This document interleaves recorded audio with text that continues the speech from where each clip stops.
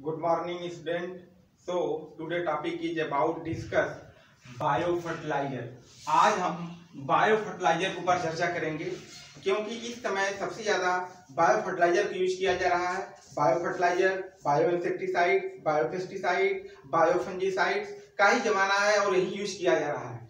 सबसे पहले हम ये देखते हैं कि बायोफर्टिलाइजर जब हरित क्रांति आई हमारे देश में, ग्रीन रिवोल्यूशन जब आया तो वो 1966 से 88 के बीच में ग्रीन रिवोल्यूशन आया था बड़े पैमाने पे। उसमें कम से कम 50% का योगदान, 50% का योगदान नाइट्रोजन, फास्फोरस और पोटास का था। फर्टिलाइजर का योगदान 50% का था। और उसके बाद कुछ हाइब्रिड वैरायटियां आई जिससे हरित क्रांति ज्यादा मात्रा में ज्यादा तेज बढ़ी और प्रोडक्शन हमारे देश में बढ़ा।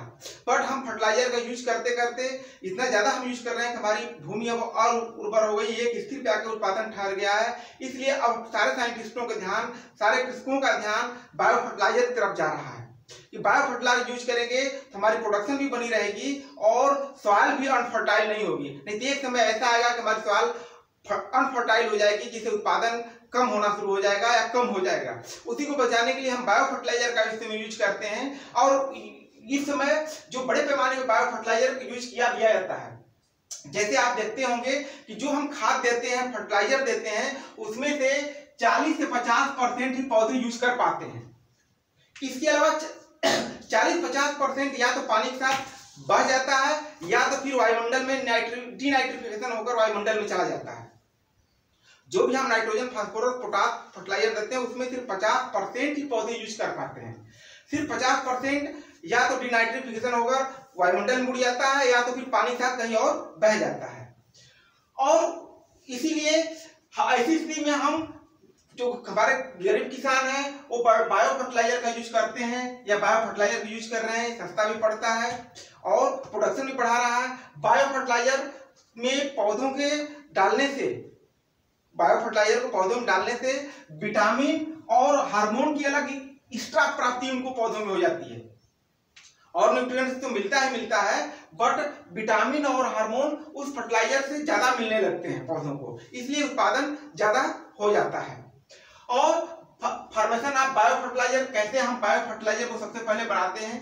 देखिए, बनाने से पहले हम बैक्टीरिया जो हमारे अंदर सॉइल के अंदर पड़े रहते हैं, जो बैक्टीरिया सॉइल में पड़े रहते हैं, वैज्ञानिकों ने ऐसे जीवाणु की खोज की जो पौधों के साथ साथ सहजीवी के रूप में फिक्स करने तथा सॉइल में मौजूद इनसॉल्युबल को सॉल्युबल बनाने का काम करते हैं। इससे भूमि में नाइट्रोजन तथा स्फुर तत्वों की मात्रा बढ़ जाती है।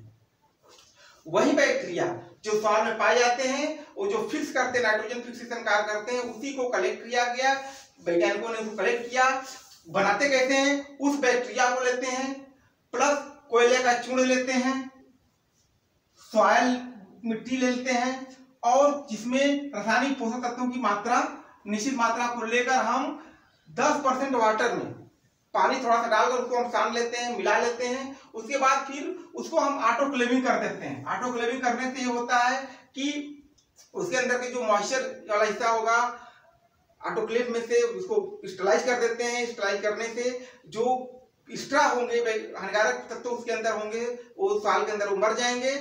और उसके बाद उसको हम बैटर को निकाल लेते हैं। निकालने के बाद 48 घंटे के बाद उसको 48 घंटे तक हम ऐसे ठंडा करते हैं, धीरे धीरे एकदम ठंडा हो जाता है। उसके बाद फिर हम ठंडा करने के बाद उसको पैकेट में भर देते हैं। इस तरह उसका पैकेट तैयार होके मार्केट में आ जाता है। जो बैक्टीरिया होते हैं प्लस कोयले का चूर्ण लेते हैं प्लस मिट्टी लेते हैं, पानी लेते हैं, आपस में सबको मिला देते हैं। मिलाने के बाद उसको ऑटोक्लेविंग कर देते हैं। ऑटोक्लेविंग करने के बाद उसको बाहर निकालते हैं, 48 घंटे तक उसको ठंडा रखते हैं। उसके बाद फिर पैकेट करके उसको सीलिंग कर देते हैं, मार्केट में पहुंचा देते हैं, जिसे वही पैकेट किसान खरीदता है। बात समझ में आ रही है। अब इससे क्या होता है कि नाइट्रोजन की मात्रा तो बढ़ती ही बढ़ती है। जैसे क्लासिफिकेशन ऑफ बायो फर्टिलाइजर, कौन कौन से बायो फर्टिलाइजर हैं या उनका क्लासिफिकेशन कैसे किया गया है। पहला आता है, आपने नाम सुना होगा, राइजोबियम कल्चर। बहुत इंपॉर्टेंट नाम है राइजोबियम कल्चर। यह पैकेट के रूप में मार्केट में अवेलेबल है। ये इसको हम किसमें देते हैं, दलहनी फसलों में देते हैं। दलहनी फसलों में प्रयोग करते हैं जो नाइट्रोजन फिक्सेशन का कार्य करते हैं और भूमि में फर्टिलाइजर की मात्रा भी बढ़ा देते हैं, उर्वर की शक्ति बढ़ा देते हैं। ये ओनली सिर्फ किसमें किया जाता है, दलहनी फसलों में यूज किया जाता है राइजोबियम कल्चर का। मूंग, अरहर, मटर, चना, जो भी दलहनी फसलें हमारे हैं उसी में राइजोबियम कल्चर का समूहता करते हैं या उसी को साथ देते हैं। नंबर 2 पे है एजेक्टोबैक्टर। सेकेंड जो बायो फर्टिलाइजर है उसका क्या नाम है, एजेक्टोबैक्टर। एजेक्टोबैक्टर को हम कहाँ किसमें देते हैं, व्हीट में, पोटैटो में, काटन में, फल वाले जो फूल वाली हमारी फसलें हैं या पैडी में हम इसको देते हैं, राइट। तो एजेक्टोबैक्टर को पोटैटो के साथ यूज किया जाता है, व्हीट को भी एक साथ यूज किया जाता है, काटन के साथ, फूल वाली फसलें जो फ्लावर वाली हैं उसके बाद धान के रूप में देते हैं, धान में देते हैं। नेक्स्ट है एजोस्पाइरलम। तीसरे जो बायो फर्टिलाइजर है वो है एजोस्पाइरलम। एजोस्पाइरलम धान और मेज और ज्वार में दिया जाता है। किस में दिया जाता है, धान, पैडी, मेज एंड ज्वार, इन तीनों फसलों में एजोस्पाइरलम देते हैं, राइट। माइक्रोफास, अब उसका चौथा है जो बायो फर्टिलाइजर है 4th नंबर पे, वो माइक्रोफास है।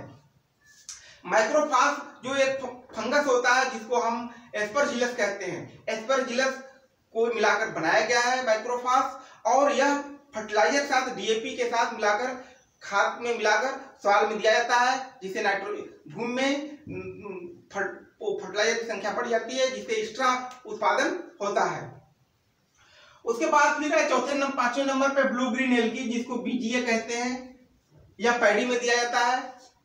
ब्लू ग्रीन एल्गी को पैडी में दिया जाता है, जिसको आप जनरली हम काई के नाम से जानते हैं। यह प्रोडक्शन को बढ़ा देता है, काई जब ज्यादा होगा तो प्रोडक्शन ज्यादा बढ़ेगा। नेक्स्ट है एजोला, यह भी पैडी में दिया जाता है। इसे डालने से मल्टीप्लिकेशन क्रिया ज्यादा होती है और ब्रांचेज ज्यादा निकलते हैं, जिससे प्रोडक्शन बढ़ जाता है। इस तरह जो बायो फर्टिलाइजर है कौन कौन से हैं, राइजोबियम कल्चर है, azotobacter, azospirillum, microphos, blue green algae and azolla, 6 हैं जो बायो फर्टिलाइजर के नाम से आते हैं। राइजोबियम कल्चर याद कर लीजिए, राइजोबियम कल्चर है, उसके बाद azotobacter, azospirillum, microphos, blue green algae and azolla, right. अब एडवांटेज ऑफ बायो फर्टिलाइजर देखिए, सबसे इसका लाभ तो पहला ये होता है कि आप कोई भी सीड आप कैसे उसको सीड ट्रीटमेंट करेंगे। जैसे मान लीजिए आपको सॉइल में सीड में मिलाना है तो कैसे मिले, कम से कम 50 उसको यूज करने से पहले 50 ग्राम गुड़ लीजिए, 50 ग्राम गुड़, आधा लीटर पानी ले लीजिए, आधा लीटर पानी लेकर उसमें गुड़ घोल डालिए। गुड़ घोलने के बाद उसको एक पैकेट खोलकर उसको राइजोबियम उसी में मिला डालिए। मिलाने के बाद 8 से 10 केजी सीड उसको मिला डालिए और पूरे सीड्स को आपस में मिला डालिए, ऊपर नीचे कर डालिए। मिलाने के बाद उसको आप छाया में सुखा लीजिए। सुखाने के बाद आप उसको फिर नर्सरी डालिए, बुआई करिए, जो इच्छा कर रही है वो आप करिए। इस तरह उसको सीड ट्रीटमेंट करते हैं। 50 ग्राम गुड़ ले लीजिए, आधा लीटर पानी में मिला डालिए, घुल जाएगा। उसके बाद फिर एक पैकेट राइजोबियम कल्चर में मिला डालिए, फिर 8 से 10 केजी सीड्स को मिला डालिए। मिलाने के बाद अब उसको सॉइल में धूप में थोड़ा सा या छाया में फैला दीजिए। फैलाने के बाद आप उसको फिर बाद में नर्सरी डाल सकते हैं, राइट। एडवांटेज अब क्या देखते हैं कि advantage of fertilizer bio fertilizer क्या लाभ हो सकता है। पहला होता है कि वो सस्ता होता है, राइट।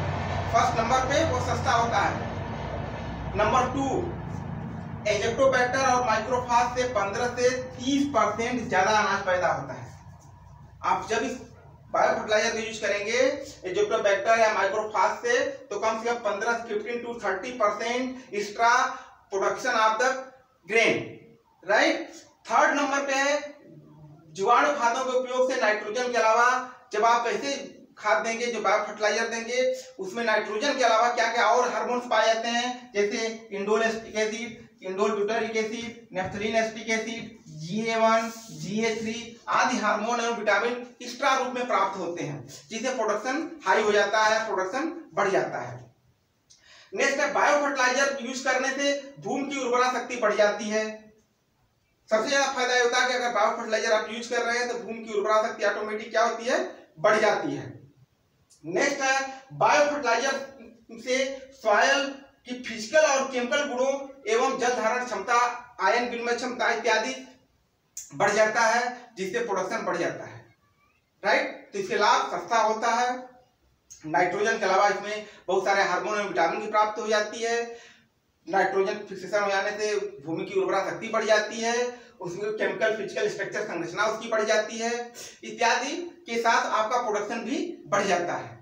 सो बच्चों, आज जो टॉपिक है बायो फर्टिलाइजर टाइप कितने होते हैं? 6 प्रकार के होते हैं। Rhizobium culture, azotobacter, azospirillum, microphos, blue green algae and azolla, right. So my channel is like, subscribe and share. Thank you.